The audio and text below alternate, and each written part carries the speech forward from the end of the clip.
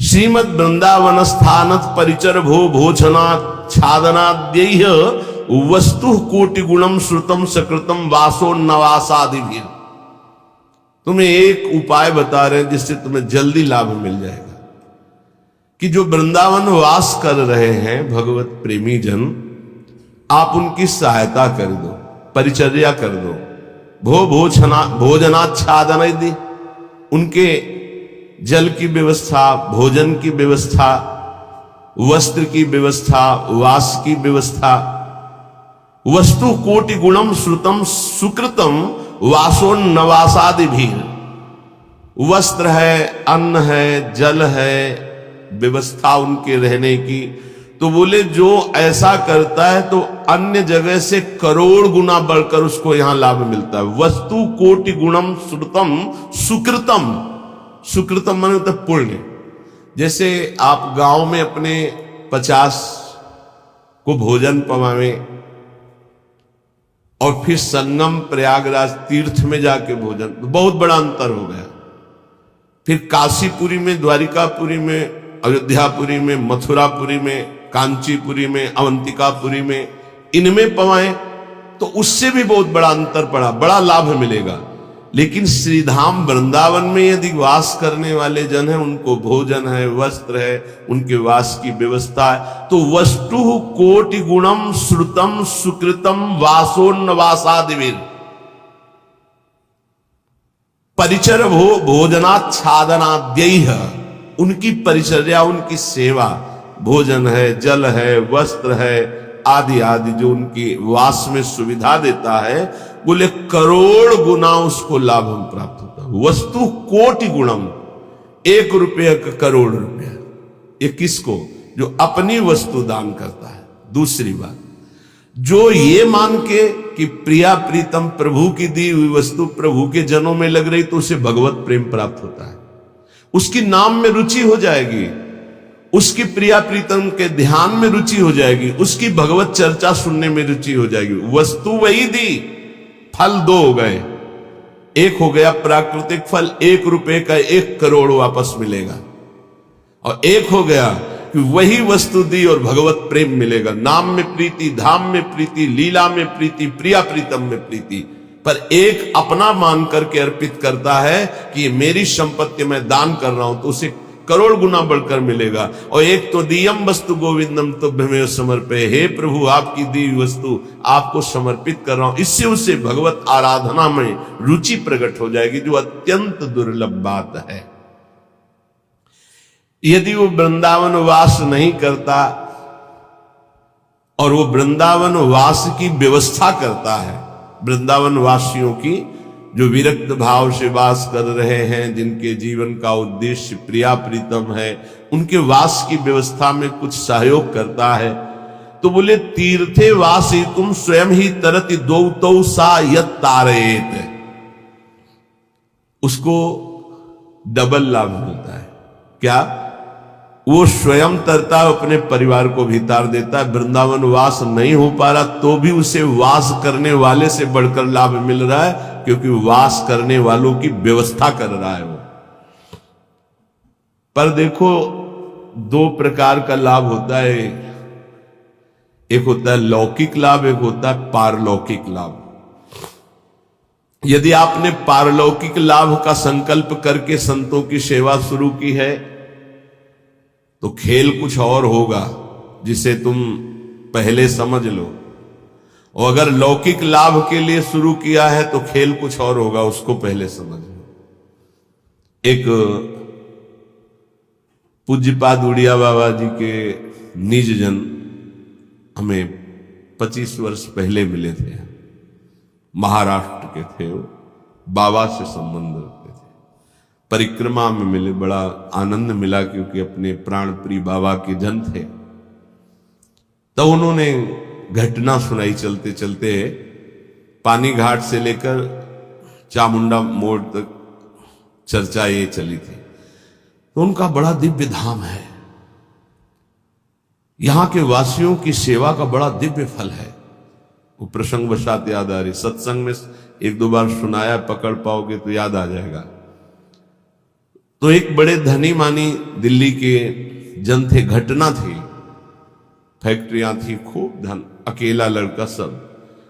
उनको कहीं संतों के संग से बात लाभ की सुनने को मिली कि वृंदावन के विरक्त रसिकों का अगर सेवन किया जाए, सेवा की जाए, परिचर्या की जाए तो बहुत जल्दी लाभ मिलता है। तो उन्होंने प्रार्थना की वृंदावन में आकर कि कैसे सेवा की जाती, मुझे तो पता ही नहीं। तो उनका संतों को निमंत्रण दो और सुंदर भोग पवाओ, और उनको वस्त्र है, भेंट है, जो उनका आप कर सके, फल फूल। अच्छा ऐसा। तो उन्होंने पूछा कि आप चाहते क्या हो? तो उनका भगवान की प्राप्ति। बोले होश में बात करना, आप जो बात कर रहे हो बहुत बड़ी बात है, पीछे मत हटना। तो उनका प्राणों की बाजी लगाकर भी इस बात की पूर्ति के लिए हम तैयार है कि मुझे भगवान चाहिए। का तय करो साधु सेवा और तुम्हें भगवान मिलेंगे पक्का।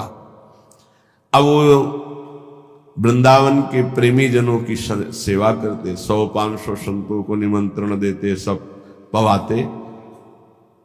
धीरे धीरे इतना संतों से प्रेम हो गया कि प्रार्थना की कि दिल्ली में हमारे घर को पावन करो। तो प्रति महीने बस लाते, 2 बस, उनमें संतों को बैठालते, बहुत उत्सव मना करके वहां ले जाते, पवाते, अच्छी भेंट, कपड़ा लता, फिर उनको यहां छोड़ने आते। ऐसा चलने लगा। वृंदावन में तो सेवा करते ही, खूब धन था, वो अपने घर भी ले जाते। एक दिन यही रमण रेती में बस खड़ी थी, ये घटना कोई कथा नहीं, यही रमण रेती में बस खड़ी थी। तो एक विरक्त संत जो कभी वृंदावन से बाहर ही नहीं जाते थे, कभी निमंत्रण में किसी के नहीं जाते थे, भिक्षावृत्ति से जीते, वो जाके बैठ गए। तो जब सब संतों ने देखा, कहा बाबा तुम्हें पता है ये दिल्ली जाएगी बस और वहां निमंत्रण हो? कुछ नहीं बोले, बैठे थे। सबने सेठ से कहा तुम्हारी साधु सेवा सफल हुई। ऐसे विरक्त जो किसी का भी प्रतिग्रह नहीं लेते, भिक्षावृत्ति से जीते हैं, ऐसे अकिंचन महापुरुष पता नहीं क्यों, कौन सी कृपा उदय हुई कि वो आपके घर दिल्ली आए हुए। वो बैठे पंगत में, पाए, और जब वो सामने भेंट देने आए तो बोले ये भेंट लेने नहीं आया हूं, तुझे लेने आया हूं, चल वृंदावन। तो उनका बाबा मैं तो वृंदावन जाता ही रहता हूं। और वो बस चल वृंदावन, चल वृंदावन। तो बाबा तो वृंदावन जाता ही रहता हूं, अभी चल सकता हूं आपके साथ, बस वो और उत्तर नहीं, चल वृंदावन। अब संतों की एक अलग भाषा होती है, उसे समझना कठिन। भेंट नहीं ली, चल वृंदावन, सबको भेंट दी, फिर सब बैठे, विदा हुए, आए। उसी दिन एक्सीडेंट हुआ और उनका पुत्र राधे श्याम। अब हाहाकार मच गया, क्योंकि वही उनके ऐश्वर्य का अधिकारी था। भारी अंदर उच्चाटन पैदा हुआ, कुछ अच्छा न लगने लगा। साधु सेवा, भगवत भाव सब पानी में। बड़ा निष्ठा रखना मुश्किल है। जब ये खबर वृंदावन आई तो वही संत गए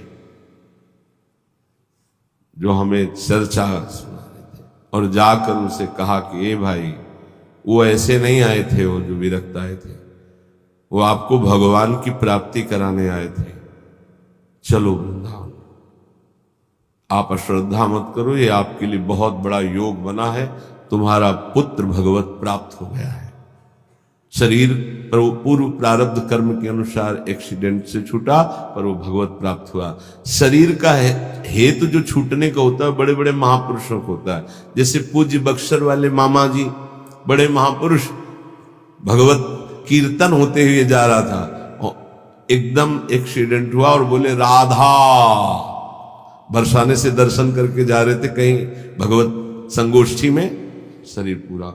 तो शरीर का हेतु पूरा होना उसकी गति से मतलब नहीं रखता। बोले तुम्हारा पुत्र परम गति को प्राप्त हुआ है। अब वो सब मिटिया मेट कर दिया, सब बेच बाच करके सब संतों में बांट दिया। वृंदावन आकर पति पत्नी भगवत प्राप्त हो गए। वो बात उन संत भगवान ने सुनाई।